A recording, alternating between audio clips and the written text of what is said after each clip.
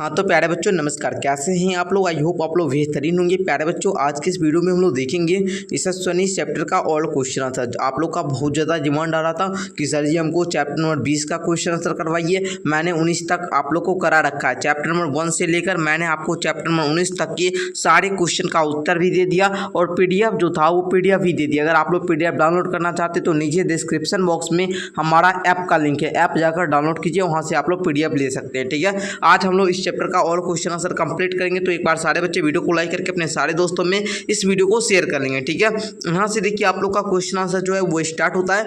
आप लोग का जो क्वेश्चन है वो पार्ट से लिया गया। फर्स्ट क्वेश्चन कहता है इन पदांशों के अर्थ स्पष्ट कीजिए। ये जो पद है इसका आपको अर्थ बताना। ठीक है, अर्थ आप लोग जानते हैं क्या होता है अर्थ। चलिए अर्थ हम लोग जानेंगे, पहले आप लोग पढ़िए पद को। कहता है पग नुपुर कंगन हार नहीं तुम विद्या से श्रृंगार करो। चलिए इसका अर्थ आप लोग क्या लिखिएगा जी। तो देखिए बच्चों आप लोग लिखिएगा हे नारी। बोलते हैं कवि हे नारी पैर में पायल, देखते होंगे पैर में पायल, हाथ में क्या कंगन और गले में हार पहनना हो अपना श्रृंगार मत समझो। जो आप पैर में पायल पहनते हो और हाथ में कंगन पहनते हो और गले में जो हार पहनते हो उसको अपना श्रृंगार मत समझो।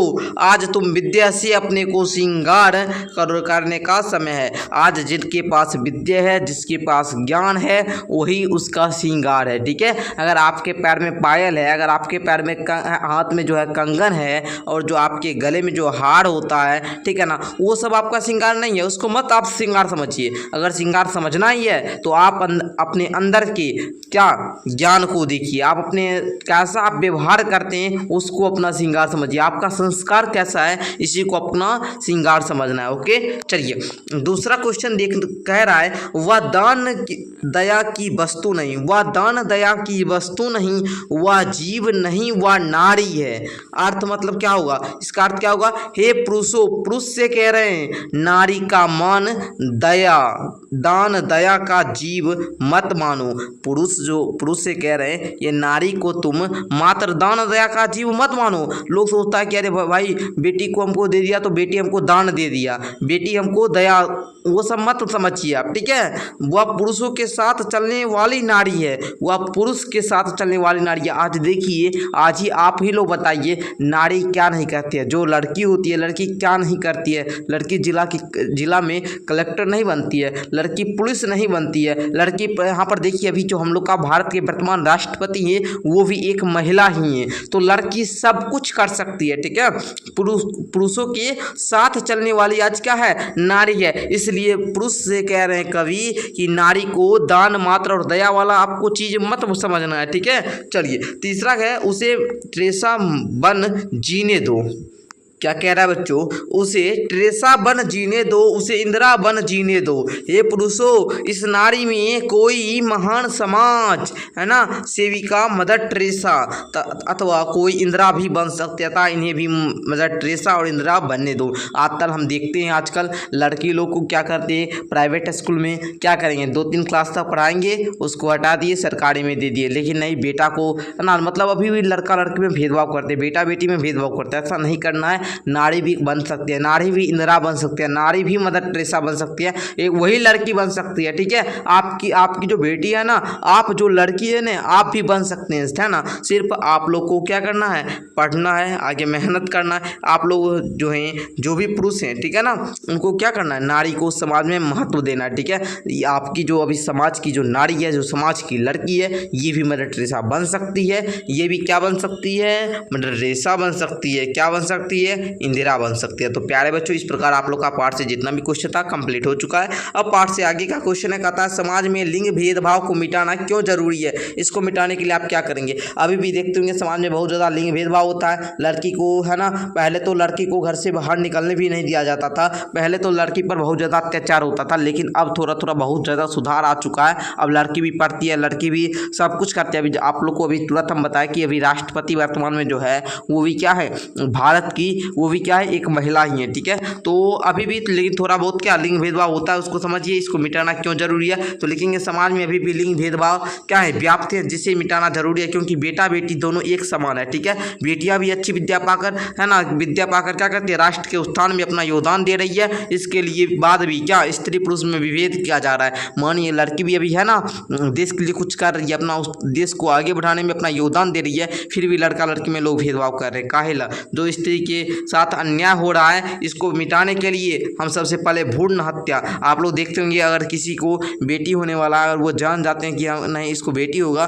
तो वो क्या कर देते हैं, बच्चे में ही क्या कर देते हैं, उसको हत्या कर देते हैं, भ्रूण हत्या ही कर देते हैं। ठीक है, ये हम आपको साइंस में पढ़ा चुके हैं। ठीक है, लड़कियों की शिक्षा पर विशेष ध्यान देंगे, लड़कियों को शिक्षा के लिए प्रोत्साहित करेंगे, बेटा बेटी को एक समान बताने का प्रयास कर लिंग भेदभाव को मिटाया जा सकता है। ठीक है, हम आप लोग को जितने भी हम देखिए लड़का हो या लड़की हो, किसी भी हमारे से अभी पढ़ते होंगे, जितना लड़की पढ़ती है उतना लड़के पढ़ते होंगे कोर्स में। ठीक है, कहीं पर भेदभाव आप लोग मत कीजिए। ठीक है, जितना आप लड़का को सम्मान देते हैं उतना ही सम्मान लड़की को दीजिए। हर एक लड़की को अपनी बहन मानोगे, है ना। मैं हर एक लड़का के से कहना चाहूँगा कि हर एक लड़की को अपनी बहन समझो। ठीक है, किसी के साथ गलत व्यवहार मत किया कीजिए। ठीक है, चलिए आगे देखिए, समाज में स्त्री एवं पुरुष में भेदभाव किन किन रूपों में दिखाई देता है, इन्हें समाप्त करने के लिए आप क्या क्या जा सकता है। तो लिखेंगे आज के युग में स्त्री और पुरुष में बहुत प्रकार के भेदभाव होते हैं। विशेषता स्त्रियों और पुरुष को अपना सेविका मानते हैं। ठीक है, स्त्रियों को पुरुष अपना क्या मानते हैं, सेविका मानते हैं। जो स्त्री होता है उसको पुरुष क्या मानता है, अपना सेविका।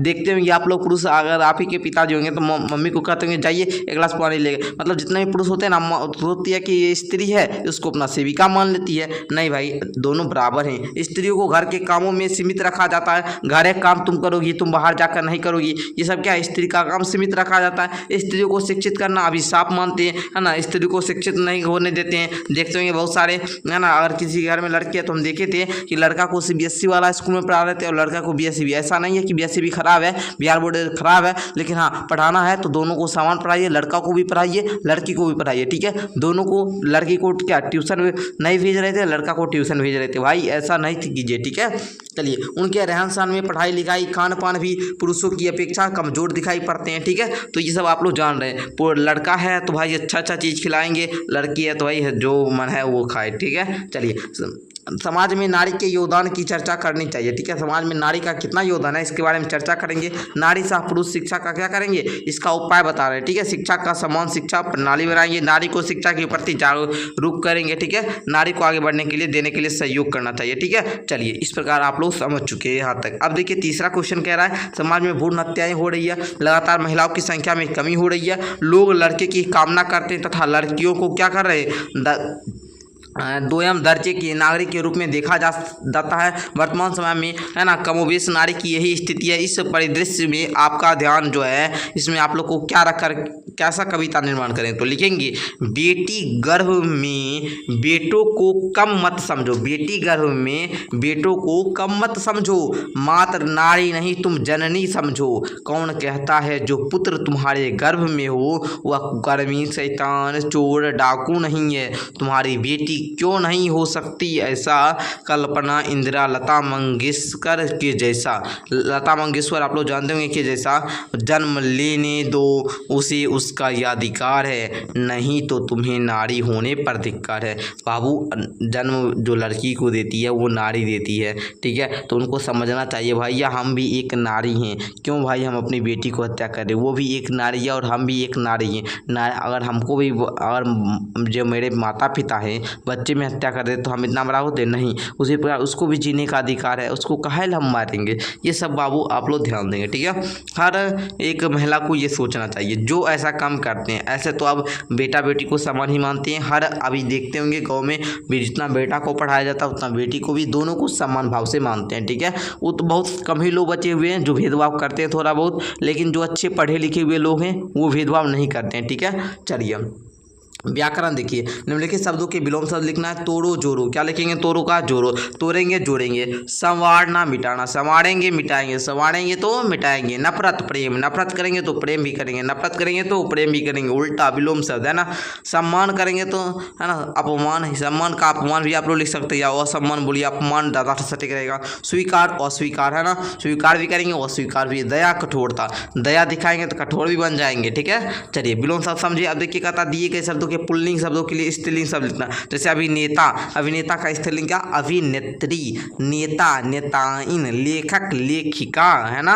अच्छा, छात्र छात्रा, अध्यापक अध्यापिका, नर नारी। ओके, चलिए अब कुछ करने को कहता है बाल विवाह। बाल विवाह जानते हैं, बच्चा को क्या करता है, लड़की जो लोग होती है उनको 13-14 साल में शादी लोग कर देते थे। नहीं, ऐसा नहीं करना। लड़की का जो शादी करने का जो उम्र होता है वो मिनिमम आप लोग का 18 वर्ष होना चाहिए, ठीक है। और लड़का का 21 से 22 में अधिकतम, ठीक है। चलिए दहेज प्रथा, भ्रूण हत्या जैसी सामाजिक कुरीतियों हमारे समाज में है।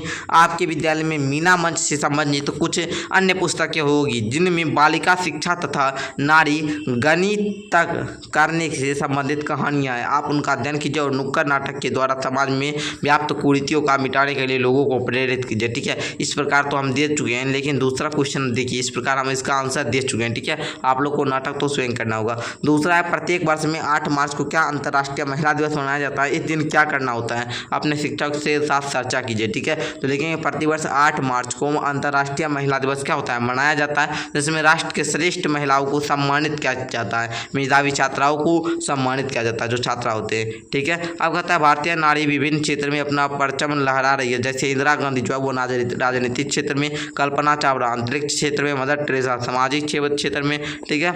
लता मंगेशकर जो है वो संगीत के क्षेत्र में। क्या आपके आसपास कोई ऐसी नारी है जिसने इस कवि क्षेत्र में अपना विशेष नाम दिया? शिक्षक अभिभावक की सहायता से आपको पता लगाना। तो देखिए भाई, हम लोग लिखेंगे हमारे पास एक वयोवृद्ध महिला भगवती देवी जी हैं, मैं उनसे मिलकर बातचीत किया और जाना, है ना। आप लोग भी अपने गांव के जो महिला होंगे, मम्मी लोग होंगे, उनसे पूछिएगा कि नारी का भी समाज में क्या क्या योगदान है। नारी अपना गाँव में कौन सी ऐसी लड़की है जो बहुत अच्छा काम कर रही है। अभी देखते होंगे आप लोग क्लास 10th वगैरह का बिहार बोर्ड का जब रिजल्ट आता है तो देखते होंगे अधिकतम लड़की भी क्या करती है, टॉपर आती है, ठीक है।